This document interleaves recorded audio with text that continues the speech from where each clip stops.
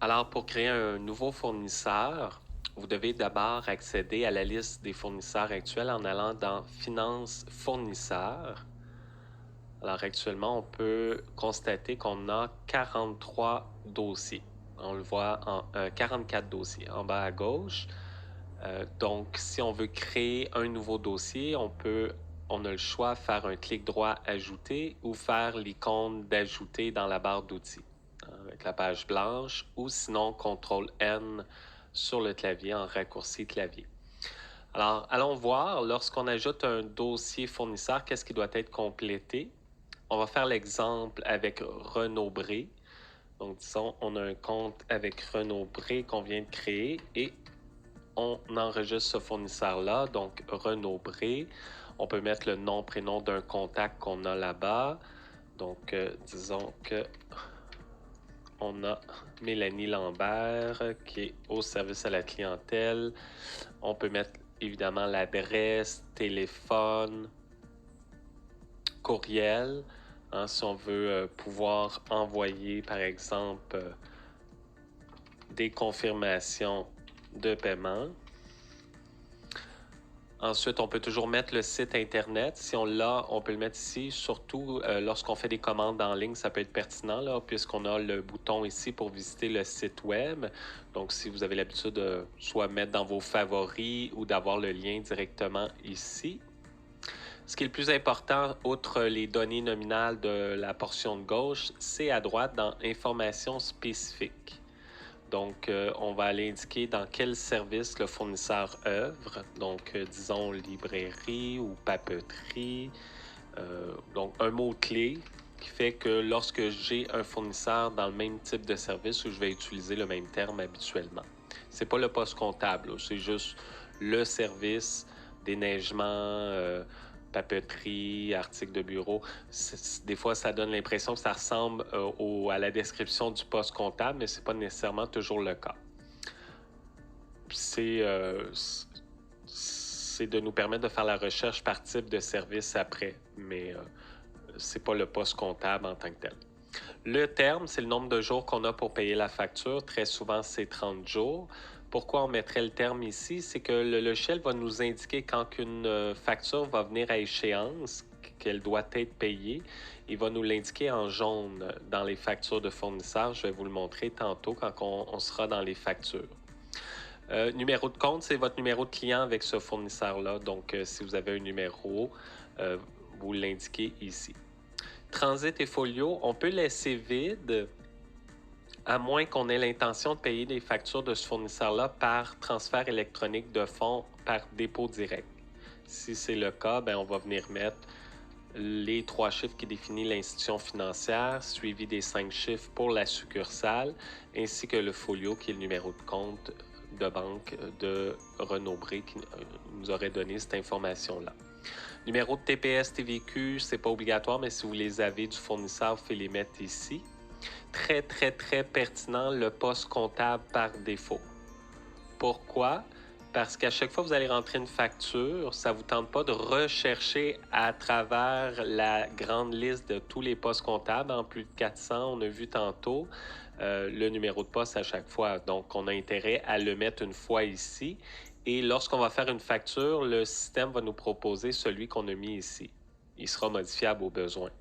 Mais lorsque je vais faire des achats sur Renaud Bré, la plupart du temps, ça va être pour papeterie, impression, article de bureau. Parfait. Je vais aller chercher le poste papeterie. Je peux le chercher ici. Papeterie, impression et article de bureau, le poste 9650. Alors, je l'ai trouvé. Je l'associe. C'est sûr, si je crée mon fournisseur Costco, chez Costco, je ne vais jamais pour nécessairement la même raison. Il n'y a rien qui m'empêche de laisser à blanc ici le poste comptable par défaut. Mais pour des fournisseurs qu'on sait que c'est très souvent le même poste qui revient, on a intérêt à le mettre ici. Ensuite, on a le mode de paiement par défaut. Est-ce que je vais payer par chèque, dépôt direct, prélèvement direct, mes factures de ce fournisseur-là? Prélèvement direct, c'est tout ce qui est payable en ligne. Dépôt direct, c'est via un transfert électronique de fonds avec le fichier là, de transfert. Donc, c'est parce que j'ai mis le transit folio en haut ici. Chèque, ben, c'est un chèque que je vais produire, que je vais envoyer par la poste, par exemple. Alors, c'est par défaut. Ça ne veut pas dire que quand je vais payer ma facture, que je ne vais pas pouvoir le changer, mais par défaut, qu'est-ce que je veux que le système mette? Ah, Renaud-Bré, on va payer par dépôt direct. OK, on met dépôt direct ici.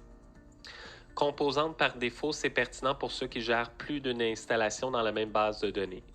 Alors, est-ce que je vais faire affaire en particulier avec une de mes installations? Moi, j'ai mon installation Saint-Laurent, Saint-Denis, Henri Bourassa. J'ai 3 installations, plus une composante bureau coordonnateur. Donc, Renaud-Bré, je fais affaire peut-être pour mes 3 installations, donc c'est pas pertinent que j'en mette une par défaut.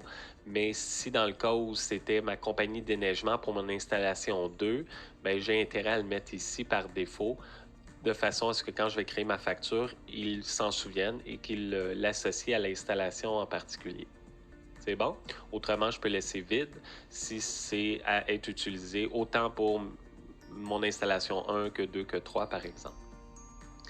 Ensuite, vous avez des champs personnalisés. Si vous vous êtes créé des champs personnalisés, bien, vous pouvez les compléter ici. Et la dernière section en bas, c'est la répartition des factures par défaut. Cette section s'adresse principalement à ceux qui gèrent plus d'une installation, de façon à ce qu'on puisse programmer la répartition entre nos diverses installations. Hein. Par exemple, si j'achète une grosse boîte de feuilles 8,5 par 11, puis c'est pour mes 3 installations, bien, au prorata du nombre d'enfants par installation, je peux calculer un prorata. Là, par exemple, 40% installation 1, 30% installation 2, 30% installation 3. Et je peux donc le préprogrammer ici. Alors, en faisant un clic droit ajouter, je pourrais, par exemple, indiquer Saint-Laurent 40%, on avait dit.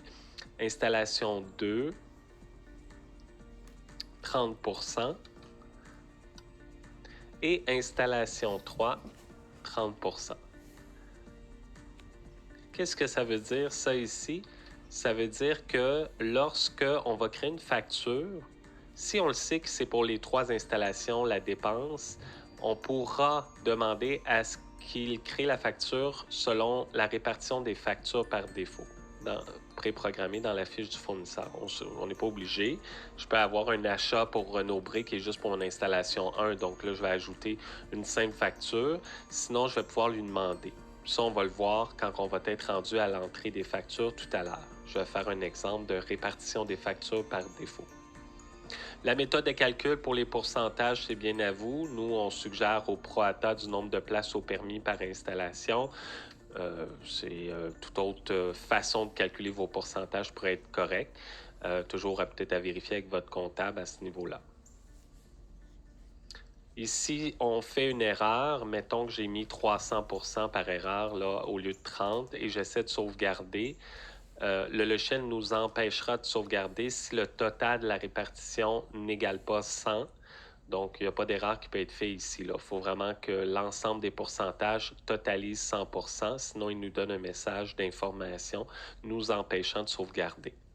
Ah, on s'est trompé, on corrige, 30, comme ça, et on sauvegarde. Et là, il va nous laisser sauvegarder correctement. Alors voilà, une fois que c'est fait, il n'y a pas d'autre onglet à compléter. Hein. On a fait la fiche du fournisseur, c'est tout ce qui est à compléter. On verra tout à l'heure, on a accès à d'autres onglets, facture, paiement, haute opération, éco 2, fichier, notes, qu'on peut accéder dans chaque fiche de dans chaque dossier fournisseur, en fait. Mais pour la création d'un dossier, c'est tout ce qu'on a à faire, c'est compléter l'onglet fiche. Alors, on reviendra un petit peu plus tard, là, lorsqu'on aura rentré des factures et des paiements, voir ce que ça leur a fait dans le dossier du fournisseur. Alors voilà, on va passer maintenant au prochain point.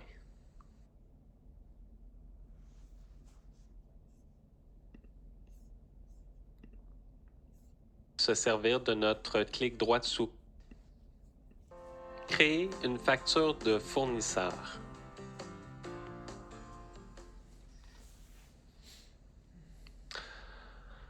Toutes les factures de fournisseurs sont centralisées dans Finances, factures de fournisseurs. Qu'elles soient payées ou non, on les retrouvera à cet endroit.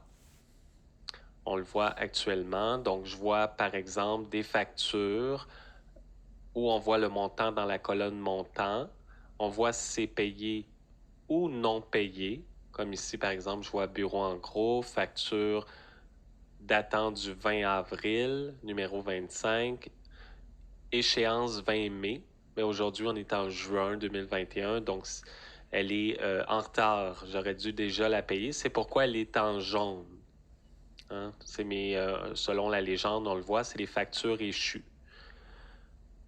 Je peux voir du rose, c'est des factures annulées. Alors, à tout moment, une facture qui est impayée peut être renversée si on le fait en double ou par erreur. Alors, c'est ici qu'on va créer à même la liste des factures de fournisseurs, une nouvelle facture. Comment faire? On vient ici dans la liste et encore une fois, on va se servir de notre clic droit de souris, ajouter, ou on pourrait faire l'icône de page blanche dans la barre d'outils aussi. Alors, lorsqu'on ajoute, nous avons une fiche vierge de facture et on doit compléter les données. Alors ici, on a les 3 petits points pour aller sélectionner d'abord notre dossier fournisseur. Alors nous, on a créé Renaud Bré, donc on peut même se servir de ce même fournisseur-là. Vous remarquerez à même cette fenêtre de sélection, en bas, il y a un bouton qui s'appelle « Nouveau ». Alors, si vous avez omis de créer le dossier du fournisseur puis vous êtes rendu à l'étape ici, c'est pas nécessaire de tout annuler puis de retourner dans vos fournisseurs, d'ajouter fournisseur, de revenir dans les factures. Vous pouvez faire le bouton Nouveau. Okay, en faisant le bouton Nouveau, ça va vous ouvrir la fiche d'un nouveau fournisseur. Puis là, vous allez pouvoir, à même la création de votre facture, créer votre fournisseur. Alors, dans notre exemple, notre fournisseur est déjà créé, donc on le sélectionne. Renaud Bré. Ensuite, on va aller indiquer la date de la facture. Donc, disons qu'elle est datée du 1er juin 2021. Facture numéro, on regarde sur la facture, numéro 325652. Et mon échéance, 1er juillet 2021. Pourquoi? Parce qu'on l'a indiqué dans la fiche de Renaud Bré, dans le dossier du fournisseur, que le nombre de jours avant échéance était 30 jours. Au besoin, je peux toujours modifier la date ici si j'avais oublié de bien l'indiquer dans la fiche du fournisseur. On doit mettre une description. Absolument.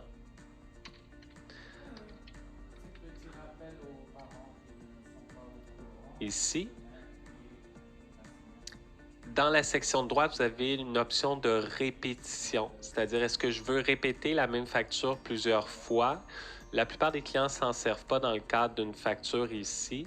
On a un petit peu la même possibilité en fait dans le journal général.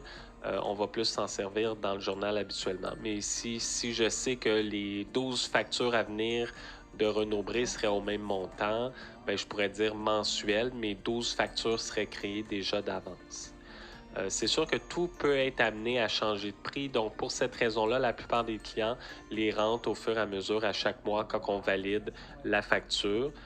Mais c'est bien à vous, là, si vous voulez les créer les 12 d'avance, ben, il y aura toujours moyen de modifier au besoin la facture avant de la payer, là, s'il y avait des erreurs ou des changements au niveau du montant.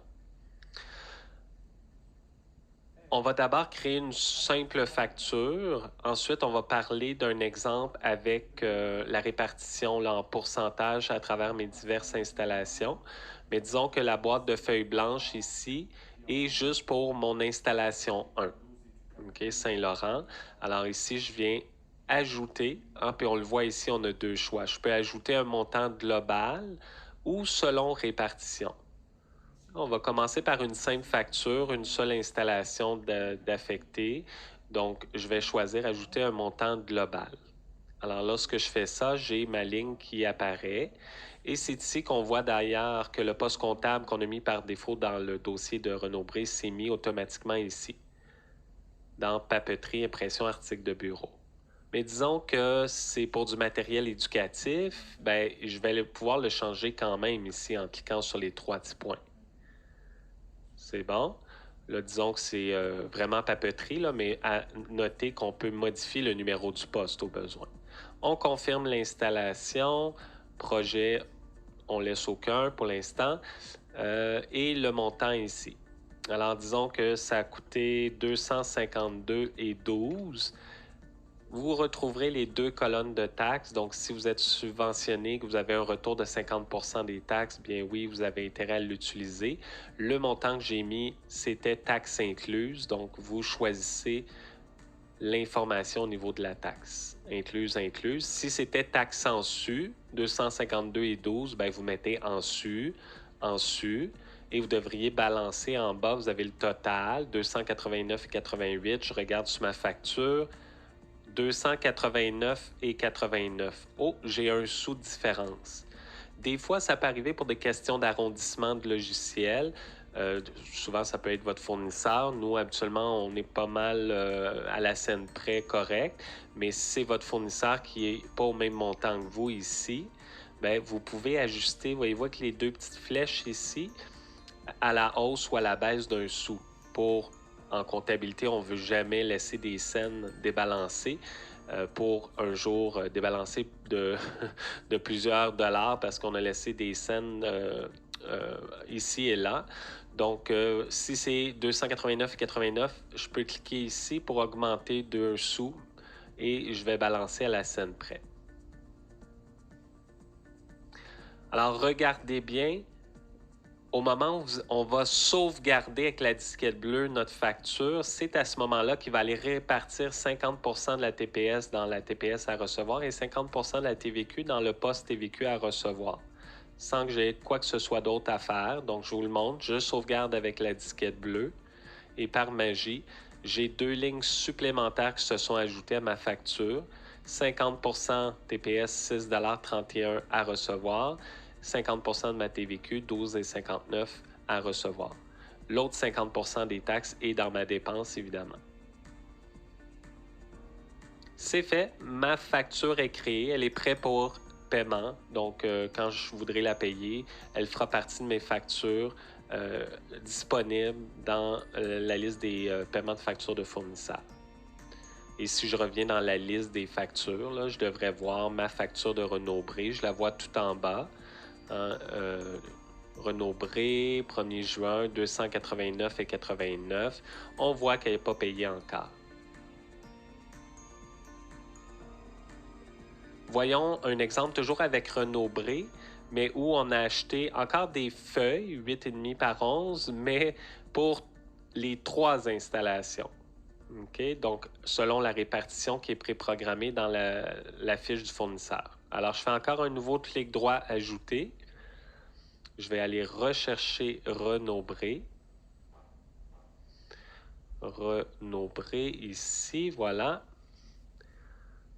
Donc, la date de la facture, dans ce cas-ci, c'est le 5 juin. Facture 2, 3, 6, 5, 4, 5.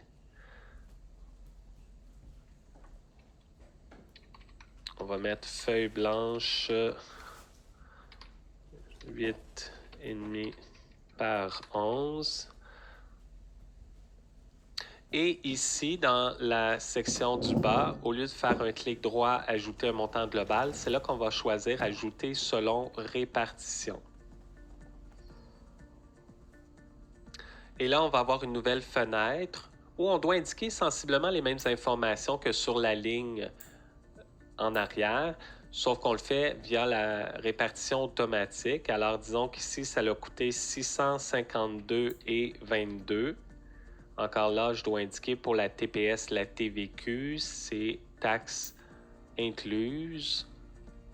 Le montant que j'ai mis ici, j'ai le choix. Soit vous mettez le montant avant taxe ou le montant taxes incluses, mais il faut choisir le bon choix TPS, TVQ ici. Et vous cliquez effectuer la répartition. Alors, voyez-vous, automatiquement, il est allé mettre 40% dans mon installation Saint-Laurent, 30% dans mon installation Saint-Denis et 30% dans mon installation Henri Bourassa. Maintenant, lorsque je vais sauvegarder, il va faire exactement la même chose que tantôt pour les taxes, mais vu qu'on a 3 installations, bien, il va ajouter 2 lignes de taxes à recevoir par installation. Donc, ça veut dire 6 lignes de plus. Tout ça va se faire automatiquement. Donc, je vous le montre à l'écran. Lorsque j'ai terminé, je sauvegarde avec ma disquette bleue et on va voir nos 6 lignes de taxes à recevoir s'ajouter automatiquement.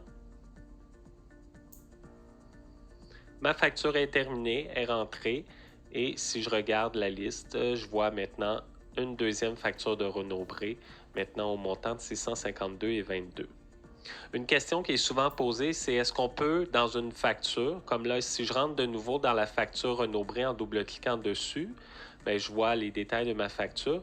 Est-ce qu'on peut ajouter plusieurs lignes ici? Hein, peut-être que ce que j'ai acheté chez Renaud-Bré, j'ai un montant qui allait dans papeterie, articles de bureau, mais j'ai acheté aussi du matériel éducatif pour des éducatrices. Alors, la réponse est oui. Hein, on peut ajouter plusieurs lignes au besoin. Il n'y a pas de limite. Là. Si j'en ai besoin 10 lignes, je vais clic droit, ajouter 10 fois. Dans une seule facture, je peux répartir dans plusieurs postes comptables différents articles dépendamment du type de dépense. Et je peux avoir, comme vous le savez, dans une facture, on peut avoir des articles taxables, d'autres non taxables. Donc, si j'ai 50 par exemple, ici, j'ajoute une ligne. Disons que c'est alimentation. Donc, je vais chercher le poste 7500 alimentation.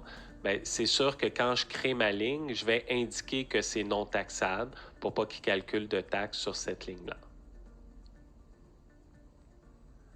Alors voilà, vous avez les outils maintenant en place pour savoir comment créer des factures dans le logiciel.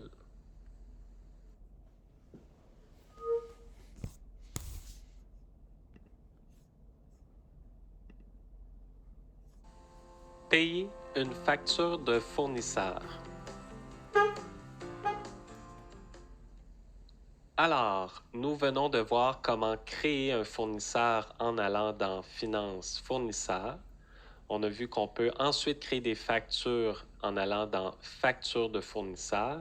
Et pour payer ces factures-là qui ont été rentrées au préalable, il faut absolument les avoir rentrées pour utiliser le prochain assistant, paiement des fournisseurs. Alors, on crée le fournisseur, on crée les factures et pour payer ces factures-là, on vient prendre Finance, Assistant, Paiement des fournisseurs.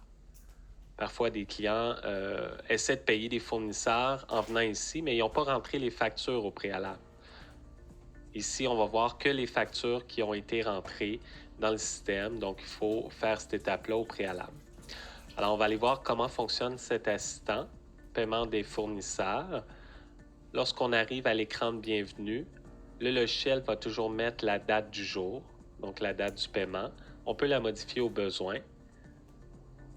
Le compte de banque par défaut, habituellement c'est le bon compte de banque. Et on va laisser cocher afficher seulement les fournisseurs ayant un solde. On fait suivant. À l'écran de saisie des montants, on va voir tous les fournisseurs pour lesquels il y a actuellement des factures non payées. Je vous explique l'écran ici. Vous avez la section du haut qui va de pair avec la section du bas. Donc, lorsque vous êtes positionné en haut sur une ligne, comme c'est le cas pour entretien ménager net, je vois une facture, je dois un total de 2182,83. En bas, je vois les détails. C'est la facture numéro 26, datée du 15 mai, que j'avais à payer jusqu'au 30 mai. La description, le montant, le solde et la colonne paiement. Lorsque vous avez plus qu'une facture non payée pour le même fournisseur, comme c'est le cas actuellement pour Renaud-Bré, si je clique sur Renaud-Bré, ben, on va voir les deux factures qu'on a rentrées ensemble au préalable. Hein, on voit une facture qui est datée du 1er juin, 289,89, et une deuxième facture qui est datée du 5 juin au montant de 652,22. Alors, c'est pourquoi en haut, on voit le total des deux. Hein? On voit en haut que Renaud-Bré, on doit un total de 942,11 $. Ce montant-là correspond à l'addition des deux factures en bas. Alors, habituellement, on voit le mode de paiement qu'on laisse si c'est bien ce qu'on désire. Comme Renaud-Bré, on avait dit dépôt direct. On va faire un exemple de dépôt direct d'ailleurs là, dans les paiements de fournisseurs. Mais disons qu'on va y aller avec un simple chèque d'abord. Donc, disons que je veux y mettre le chèque à entretien ménager net. Alors, je peux venir écrire en haut dans la colonne paiement le montant. 2182,83 $.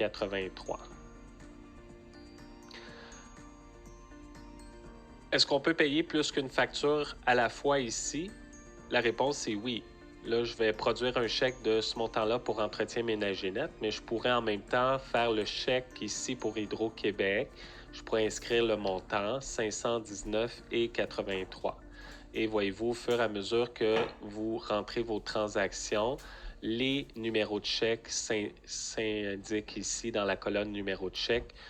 Donc, si vous avez coché dans le paramètre du compte de banque que vous pouvez modifier le numéro de chèque, bien, voyez-vous ici, je pourrais le modifier au besoin.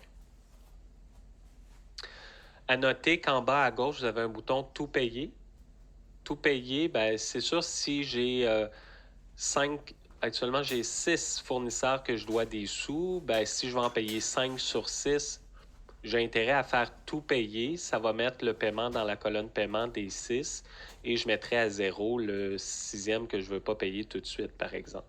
Plutôt que d'aller écrire chaque montant 5 fois, bien, c'est beaucoup plus rapide avec le bouton tout payer. Autre élément ici que je peux expliquer, on a la colonne précision. On peut mettre une petite précision là, comme paiement 1 de 2 ou une petite note additionnelle là, qui va être conservée dans le paiement de la facture du fournisseur. Ce n'est pas obligatoire, mais on peut mettre une petite précision ici. Et deuxième chose, c'est comme tout logiciel comptable, lors du paiement, le logiciel va par défaut payer les factures les plus anciennes en premier, ce qui est logique en soi. Donc, si je prends par exemple Renaud-Bré, j'ai une facture du 1er juin puis une facture du 5 juin. Et si je mets un paiement ici, par exemple, de, je ne sais pas, 300 $, bien, qu'est-ce qu'on va constater en bas? Il vient payer la plus ancienne, 289,89 $, puis il applique la balance à la facture la plus récente. Donc, c'est correct, le logiciel paye toujours les factures les plus anciennes en premier. Mais si vous ne voulez pas procéder de cette façon-là parce que vous avez un litige avec la facture la plus ancienne puis vous voulez payer la plus récente, je vais remettre Renaud-Bré à 0 ici. Si, par exemple, je voulais payer uniquement la facture du 5 juin de 652,22, bien, je ne vais pas indiquer le montant en haut ici parce que si je mets 652,22, ça va payer celle de 289,89 puis une partie de celle de 652. Alors là, je peux me servir de la colonne paiement en bas puis aller dire je veux uniquement payer la facture la plus récente ici. Donc, colonne paiement, il se parle en haut et en bas. La plupart du temps, vous allez mettre votre paiement en haut parce que vous voulez payer la plupart du temps les factures les plus anciennes en premier, mais si ce n'est pas le cas, vous pouvez jouer avec la colonne paiement en bas. C'est bon? Voilà. Donc là, je vais mettre à 0 Renaud-Bré parce qu'on va faire un exemple après. On va reprendre l'assistant pour un exemple de dépôt direct. Là, je veux juste payer entretien ménager net Hydro-Québec. Ça fait 2 chèques. Les 2 montants sont ici. Une fois que c'est confirmé, là, on peut faire le bouton « Terminer ». Alors, si je fais « Terminer », on a notre écran de félicitations. Ça veut dire que c'est fait, c'est parti dans la comptabilité. Maintenant, bien, je peux imprimer mes chèques. Je vais cocher « Chèque ». Si je vous montre à l'écran, c'est le format par défaut dans vos paramètres. Donc là, on insère nos chèques 2 chèques dans l'imprimante qui ont les numéros 3031 et 3030. Alors voilà, le chèque pour entretien ménager net. J'ai 2 pages parce que j'ai 2 chèques.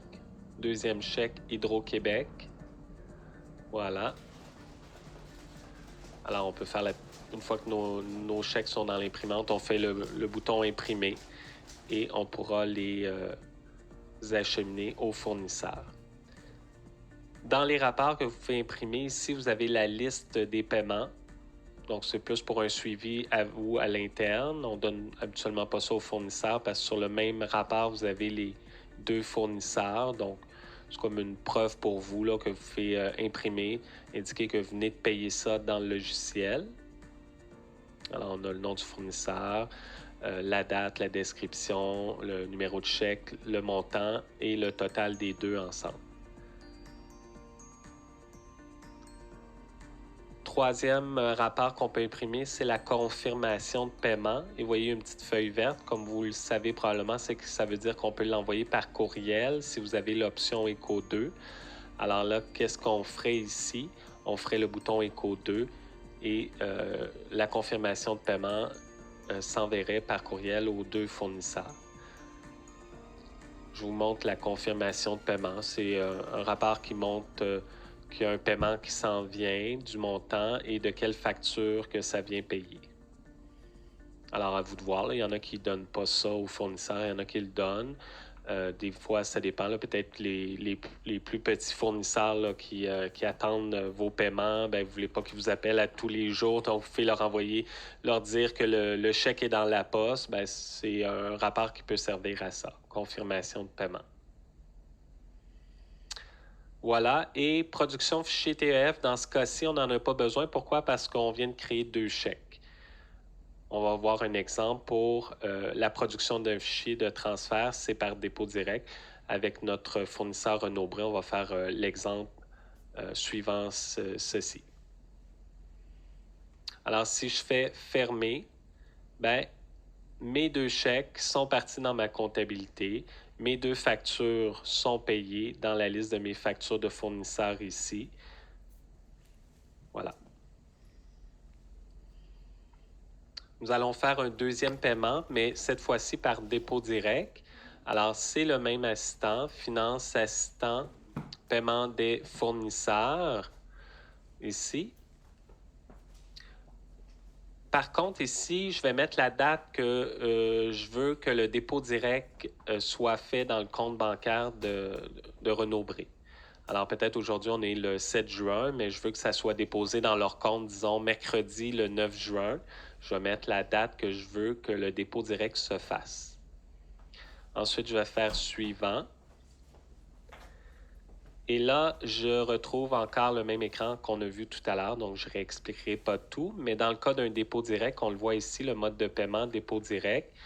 Je pourrais le changer si finalement je voulais émettre un chèque. Mais là, non, je veux vraiment faire un dépôt direct, donc je laisse dépôt direct. Je vais payer mes 2 factures, 942 et 11, d'un coup. Alors, je mets le paiement ici. Là, je vous montre l'exemple avec un seul fournisseur que je fais un dépôt direct, mais si j'en avais 2, 3, 5, 6, je pourrais procéder aux 6 paiements d'un coup, de faire en sorte que les 6 apparaissent dans le même fichier de transfert électronique de fonds. Okay? Donc, si j'en ai plusieurs, ben, je confirme les paiements ici. Une fois que c'est fait, on fait terminer. Dans ce cas-ci, ben, on n'a pas de chèque parce que c'est un fichier qu'on va envoyer à la banque et le dépôt direct va se faire dans le compte des fournisseurs. Je peux toujours imprimer la liste des paiements et envoyer au besoin une confirmation de paiement. Ça, c'est les 2 mêmes rapports qu'on a vus tout à l'heure.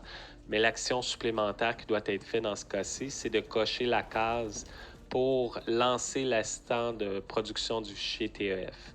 Le fait de cocher cette case-là, quand vous allez fermer, ça va vous ouvrir une fenêtre pour fermer votre lot de dépôt direct et par le fait même créer votre fichier de transfert électronique de fonds. Alors, je vous le montre. J'ai coché ma case, je fais fermer et automatiquement, voyez-vous, j'ai pour Renaud-Bré, et là, j'avais un autre dépôt direct pour un autre fournisseur que je pourrais inclure au besoin si je n'avais fait un d'avance. Et je fais terminer. En faisant terminer ici, on va nous indiquer que le fichier a été créé dans notre répertoire d'exportation qui est paramétré dans le compte de banque par défaut. Moi, ça va dans fichier banque, dépôt des payes. Donc, c'est sûr que je me sers d'un dossier principalement dépôt direct pour les payes. Donc, dans ce cas-ci, je sais que c'est pour payer des fournisseurs. Donc, on va noter habituellement le numéro ici, 515. sur un bout de papier. Puis on peut toujours imprimer au besoin un bordereau sommaire ici, qui ressemble un petit peu à la liste des paiements qu'on a vu tantôt. Mais ici, on aura l'indication que le mode est dépôt direct avec le total qui sera déposé dans le compte des fournisseurs. Alors, à cette étape-ci, quand vous avez ce lien bleu-là, vous n'avez pas nécessairement à cliquer dessus là, parce que l'étape, c'est d'aller dans votre compte de banque en ligne et d'aller dans votre section, là, dépendamment avec quelle institution financière vous êtes, mais dans la section de transmission de données, dans votre compte de banque en ligne, et importer ce fichier-là, qui est DD515, au moment où vous êtes inscrit avec le transfert électronique de fonds avec votre banque. Et dans 2 jours, par exemple, chaque fournisseur va se faire déposer les sous dans leur compte de banque. Alors, si je ferme mon assistant, c'était vraiment la dernière étape ici. On peut aller voir l'impact que ça a eu dans le dossier de Renaud Bré. Hein, si on retourne dans Finances fournisseurs, qu'on retrouve notre fournisseur Renaud Bré, il est tout en bas. Alors, on a le dossier, Renaud Bré, ce qu'on a fait tantôt. Et là, on peut aller voir l'onglet factures. Voyez-vous, je vois mes 2 factures. Ah, je vois qu'elles ont été payées toutes les 2. Puis on le voit en bas, hein, vous allez voir paiement fournisseur, dépôt direct. Même chose pour la deuxième facture, dépôt direct. Puis les paiements plus en détail, vous allez les voir aussi à l'onglet paiement ici. Alors, je vois les 2 montants qui totalisent mon 942 et 11 ici. Tout ce qui a été envoyé par courriel, vous allez le voir dans la fiche du fournisseur à ECO2. Vous faites ajouter des fichiers. Par exemple, vous avez une soumission. Vous faites ajouter ici tout format de fichier, PDF, Word, Excel, un JPEG, un BMP, un fichier image, clic droit ajouter au besoin. Et vous pouvez mettre des notes au suivi de dossier, ici, à l'onglet notes. Il y a un onglet dont je n'ai pas parlé dans la fiche du fournisseur qui est Haute opération ici. Haute opération, ça c'est plus pour les clients qui ne rendent pas les factures au préalable. Là, je vais faire la transition un petit peu avec ce qu'on va voir dans les prochains points. On va voir les différents types d'opérations bancaires.